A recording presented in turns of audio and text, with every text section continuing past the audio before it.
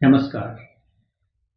गोहाना मुद्रिका plus channel पर मैं अशोक वर्मा आप सभी सुधी दर्शकों का हार्दिक स्वागत करता हूं। आज मैं आपके साथ अंग्रेजी भाषा के कुछ ऐसे शब्दों का जिक्र करने जा रहा हूं जिन्हें हम रोजमर्रा की जिंदगी में इस्तेमाल करते हैं, परंतु उनके अर्थ और प्रयोग में सूक्ष्म भेद को ना पहचानने की वजह से अक्सर प्रयोग में गलती कर बैठते हैं। एक भाषा अध्यापक के तौर पर मैंने यह महसूस किया कि इसका कारण शायद भाषा के प्रति हमारी संजीदगी में कहीं कोई कमी है। यह वीडियो वास्तव में आप सभी को भाषा के प्रति संवेदनशील बनाने का ही प्रयास मात्र है। उदाहरण के तौर पर एक शब्द है एडमिट और दूसरा शब्द है कन्फेस। एडमिट का इस्तेमाल हम अक्सर करते हैं अपनी मिस्टेक, अपनी गलती को स्वीकारने में। जैसे admit one's mistake, if we have committed a mistake then we should admit it. वहीं दूसरी ओर उसी से मिलता जुलता शब्द है कन्फेस, जिसका प्रयोग होता है अपने किसी गुनाह, किसी अपराध की स्वीकारोक्ति के लिए। तो ऐसे में एडमिट और कन्फेस में एक बहुत मूलभूत अंतर है।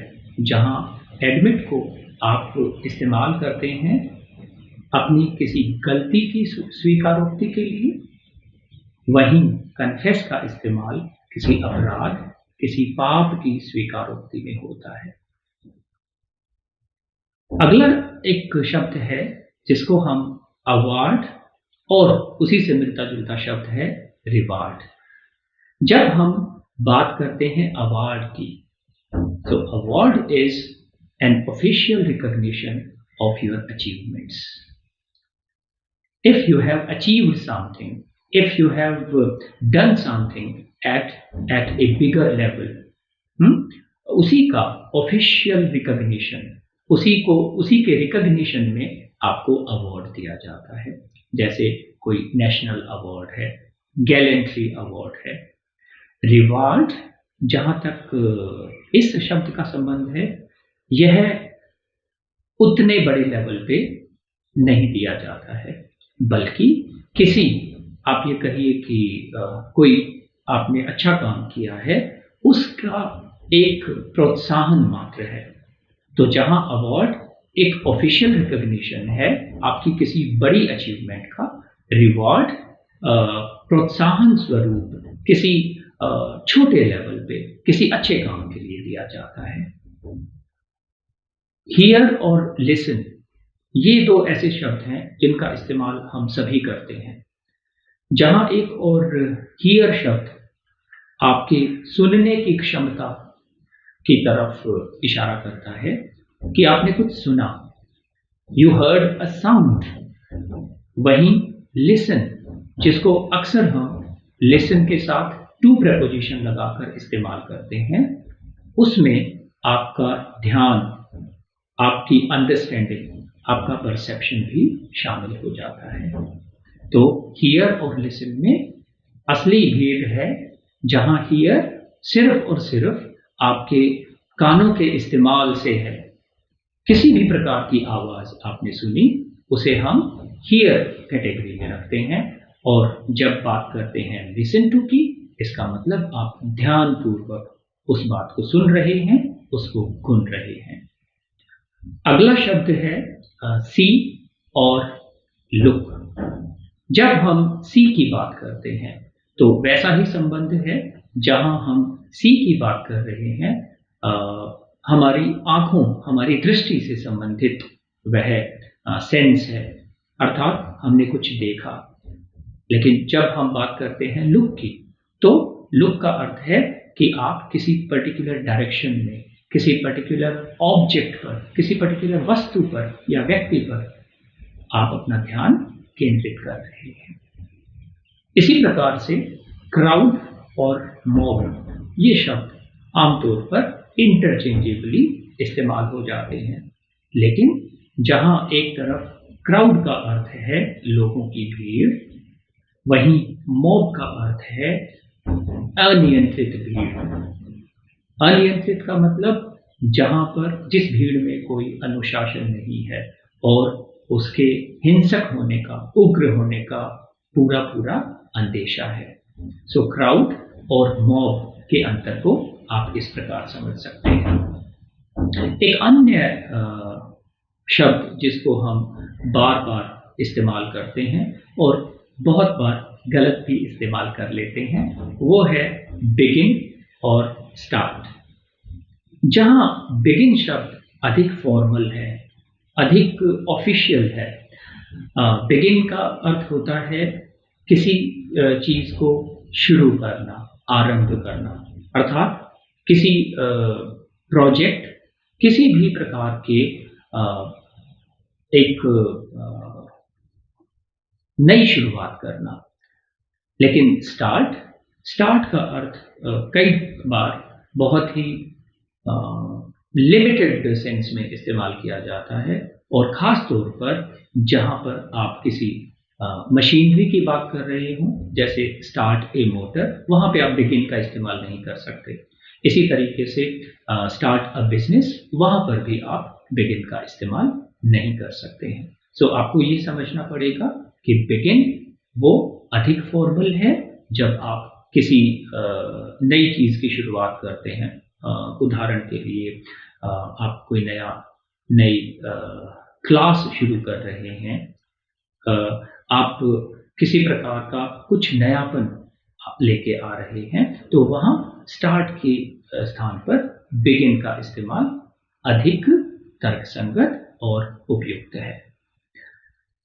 अनाउंस और डिक्लेयर, ये जो शब्द युग्म है, इसमें भी हमें बहुत सावधानी के साथ इनका इस्तेमाल करना चाहिए। अनाउंस ज़्यादातर पब्लिक अनाउंसमेंट्स जैसे हम कहते हैं, तो अधिकतर जब आप पहली बार किसी चीज़ को you make it public, you make it known to the public, वहाँ पर आप अनाउंस का इस्तेमाल करते हैं।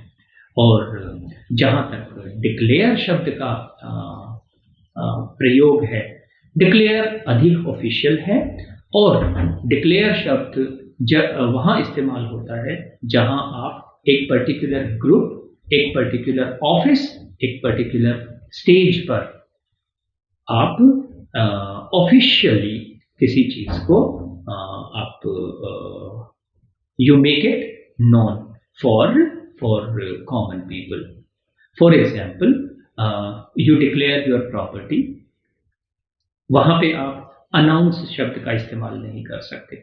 इसी प्रकार से यदि किसी लीडर ने, राजनेता ने अगर किसी प्रकार की राहत का ऐलान किया है, तो वहाँ आप अनाउंस शब्द का इस्तेमाल करते हैं, डिक्लेयर का इस्तेमाल नहीं करते हैं। हाउस और होम, इन शब्दों का तो इस्तेमाल हम लगभग रोज ही कर लेते हैं।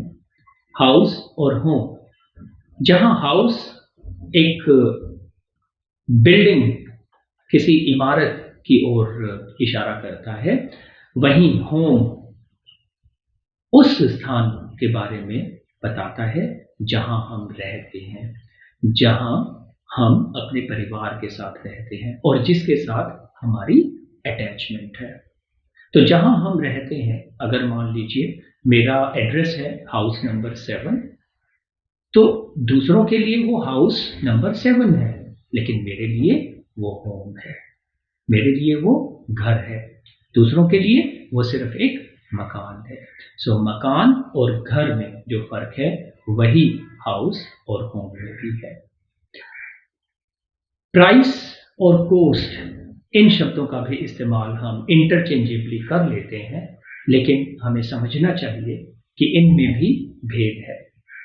जहां एक तरफ प्राइस का अर्थ है वो अमाउंट जो आप किसी चीज को खरीदने के लिए खर्च करते हैं, कॉस्ट का अर्थ है वो अमाउंट जो आप किसी चीज को बनाने में खर्च करते हैं, अर्थात लागत। अगर आप लागत की बात करते हैं, लागत मूल्य की बात करते हैं, वो है कॉस्ट। और अगर आप उसको खरीदते समय जिस अमाउंट को यूज करते हैं, वो है उसका प्राइस। हेवन और पैराडाइज, हेवन और पैराडाइज, इन शब्दों को भी हम आमतौर पर इंटरचेंजेबली यूज कर लेते हैं, क्योंकि दोनों का ही अर्थ स्वर्ग से है।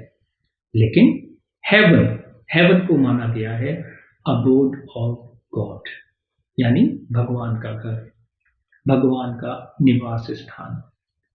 जहां एक और हेवन, हेवन को हम फॉर्मली भगवान के साथ जोड़ते हैं।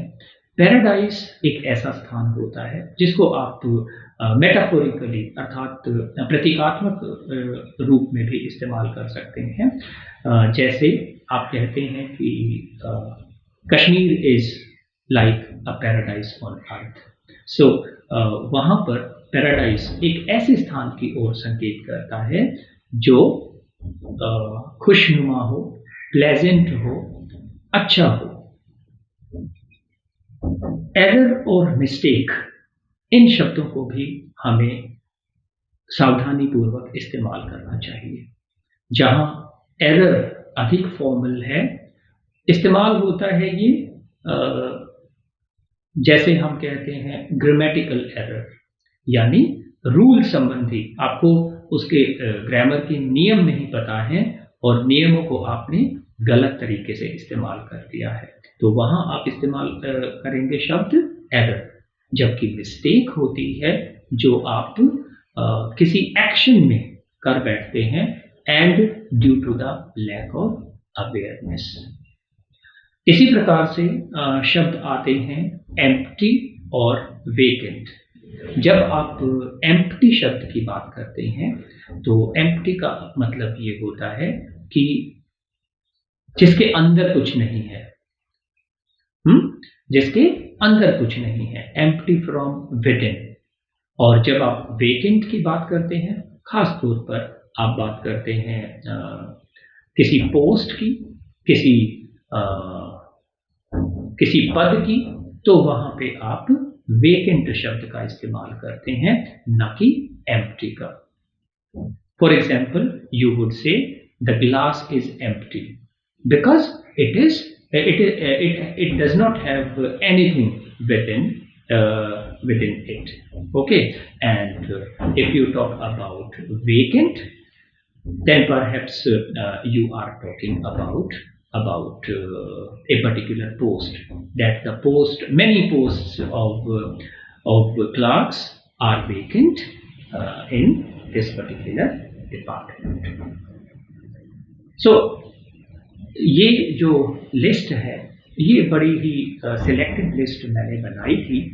इसके अलावा भी आप बहुत बड़ी लिस्ट अपनी स्वयं की भी तैयार कर सकते हैं और शब्दों में सूक्ष्म भेद को सीख सकते हैं।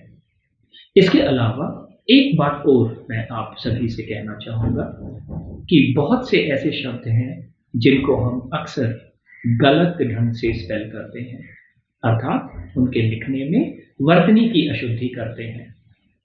जैसे कैलेंडर, कैलेंडर शब्द को हम कितनी ही बार इस्तेमाल करते हैं, लेकिन अक्सर और बल्कि बहुत पढ़े लिखे व्यक्ति भी इसको गलत ढंग से लिखते हैं। जहां लास्ट में DAR आना चाहिए, अधिकतर लोग उसे DER लिखते हैं। इसके प्रति हमें थोड़ा सा सेंसिटाइज होने की जरूरत है। इसी प्रकार से एक शब्द है grammar, English grammar, Hindi grammar. Grammar का अर्थ व्याकरण। ग्रामर की स्पेलिंग भी बहुत से लोग गलत लिखते हैं। जैसे आखिर में AR होना चाहिए, GRAMMAR, लेकिन फिर भी बहुत से लोग उसे ER लिखते हैं।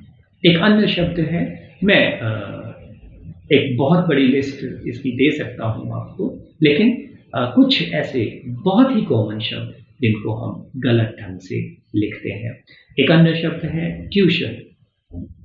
सही शब्द, सही इसकी स्पेलिंग होनी चाहिए TUITION,